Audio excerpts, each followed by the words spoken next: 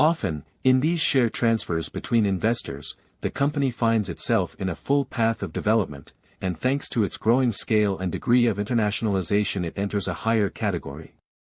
The exit through secondary buyout can have the advantage of allowing a partial reinvestment by the seller, who, alongside the incoming shareholder, will be able to benefit from a subsequent and further creation of value. The alignment of interests, given the homogeneity of the investors, can be easier.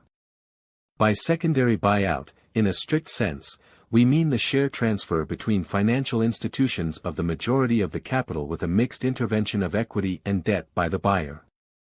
The sale of a minority package, on the other hand, is more properly defined, as we have already seen, as replacement capital. Also, for this type there is a growing market in almost all advanced countries, above all thanks to the presence of a greater number of subjects specialized in minority transactions, in particular permanent capital operators, not bound by particular deadlines as in the case of traditional private equity funds. The repurchase of the shareholding by the original shareholder who remained in the company's capital is commonly referred to as a buyback. It is undoubtedly a more frequent case in the exit of minority investments, and at least initially it remains, compared to the others, a residual way-out option for the investor who has the primary objective of creating value through a transaction with third parties.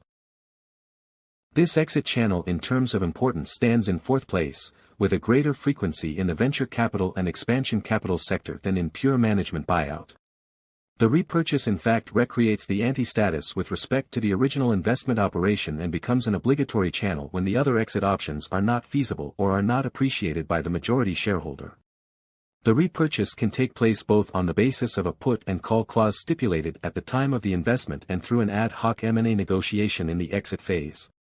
In cases where the recipient of the sale belongs to the categories of strategic buyers and financial buyers mentioned above, and also, albeit in a very shortened form, in the case of the buyback, the divestment process is that of M&A operations.